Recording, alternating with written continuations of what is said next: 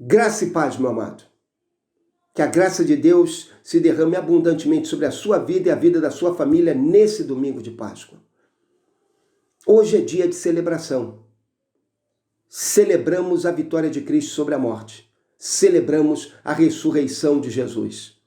A Bíblia declara que ele veio, morreu e ressuscitou. A Bíblia declara que ele vive. Essa é uma das verdades mais fundamentais do Evangelho. Cristo vive. Ele venceu a morte. Ele triunfou sobre todo o poder das trevas. E ele hoje vive assentado à destra do Pai, reinando sobre toda a criação. Cristo vive. Essa certeza enche de júbilo, enche de esperança o nosso coração. Cristo vive. Por isso podemos declarar como Jó um dia declarou, ao dizer, eu sei que o meu Redentor vive. Nós podemos também fazer eco às palavras de Tomé, que disse, ao contemplar Cristo ressuscitado, meu Senhor e meu Deus. Podemos declarar, como o apóstolo Paulo, eu sei em quem tenho crido. Podemos ainda afirmar o mesmo que o apóstolo Pedro afirmou quando disse, Deus ressuscitou a Jesus, seu Filho Jesus dentre os mortos. E disso nós somos testemunhas. Nós também somos testemunhas da ressurreição de Cristo, porque mediante o seu Espírito, ele habita em nosso coração. E nós temos dessa maneira a certeza inquestionável de que o nosso Redentor, o Salvador de todos os homens, vive. Por isso, nós servimos ao Deus vivo, que é o Salvador de todo aquele que nele crê. Meu amado, essa é uma das verdades mais fundamentais do Evangelho. Cristo venceu a morte. Cristo vive. Meu amado, pare para pensar um pouco nessa verdade. Deus cumpriu a sua promessa, revelada em tantas páginas das Escrituras. O próprio Jesus disse que era necessário que ele fosse a Jerusalém, sofresse a mão dos homens, as mãos dos homens, morresse e ressuscitasse. Observe ainda um fato. O túmulo está vazio. Os lenços foram deixados lá. Prova evidente da ressurreição do Senhor e para alguns prova evidente de que o Senhor voltará. Meu amado, a morte foi derrotada. O apóstolo Pedro declara que a morte não podia retê-lo. Ele quebrou os grilhões da morte. Observe ainda que o Espírito foi derramado sobre a igreja, porque Jesus venceu a morte e regressou à presença do Pai, onde está reinando soberanamente. Por isso, Pedro, no discurso de Pentecostes, vai afirmar que Cristo derramou o Espírito porque Deus o fez Senhor e Salvador de toda a humanidade. Meu amado, o mundo incrédulo não compreende. O mundo incrédulo não consegue explicar o fato da ressurreição. Por isso, tantas histórias, tantas barreiras que se levantaram, tantos impedimentos, como se os homens pudessem, com suas artimanhas, impedir a manifestação do poder de Deus. Agora, nós crentes exultamos em Deus.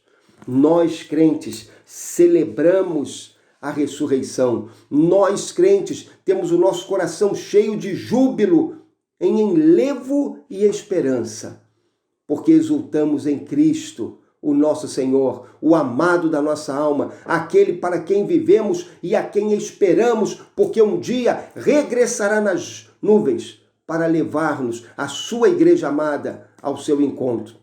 E não apenas existe essa adoração cheia de enlevo, mas também existe a esperança de que Ele há de cuidar de todos nós, há de cumprir as suas promessas e há de conceder-nos a glória que Ele tem preparado para a sua igreja amada. Você está lembrado daquilo que fala o apóstolo Paulo, quando ele diz que as aflições desse tempo presente não podem ser comparadas com a glória que em nós há de ser revelada. Cristo há de cumprir todas as suas esperanças, todas as suas promessas para conosco. Isso enche de esperança o nosso coração.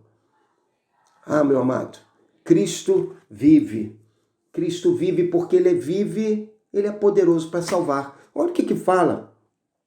Atos 2:36. Portanto, toda a casa de Israel fique absolutamente certa de que esse mesmo Jesus, a quem crucificaste, a quem a casa de Israel crucificou, Deus o fez Senhor soberano e Cristo, e Messias, e Salvador. Cristo é o Salvador de todos os homens, e porque Ele vive, Ele pode salvar todos aqueles que se achegam a Ele com fé, entregando-lhes suas vidas, para que dessa maneira, ao entregar-lhes suas vidas, confessando seus pecados, sejam perdoados e restaurados. Cristo vive e Ele é sábio para guiar e edificar a sua igreja. Ainda no livro de Atos, capítulo 9:31, fala assim: assim a igreja desfrutava de paz em toda a Judéia, Galileia e Samaria, sendo edificada e vivendo no temor do Senhor, e crescia em número pela coragem vinda do Espírito Santo. Meu amado, quando Isaías falou de Jesus, disse que ele seria um maravilhoso conselheiro. Cristo orientou os homens e dirigiu os homens enquanto esteve conosco.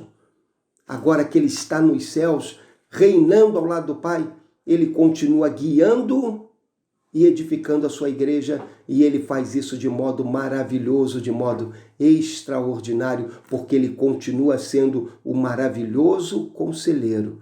Por isso, a palavra de Deus vai dizer que a igreja era edificada e a igreja vivia, era guiada pelo temor do Senhor, pela obediência à vontade do Senhor. Cristo vive e Ele é amoroso em cuidar da sua igreja. Ele é amoroso em cuidar de todos os seus amados. Olha o que fala em Hebreus capítulo 2, 17 e 18. Diz assim: por essa razão era necessário que em tudo se tornasse semelhante a seus irmãos, para que viesse a ser um sumo sacerdote misericordioso e fiel nas coisas que dizem respeito a Deus, a fim de fazer propiciação pelos pecados do povo, porque naquilo que Ele mesmo sofreu ao ser tentado, pode socorrer os que estão sendo tentados. Cristo Jesus é o nosso sumo sacerdote, misericordioso e fiel, compassivo, bondoso, amoroso para com todos os seus. Ele cuida da sua igreja com grande amor, com grande desvelo. Ele é o pastor por excelência da sua igreja, que vive hoje à destra do Pai, intercedendo por nós, cuidando de nossas vidas, ajudando-nos em nossas necessidades.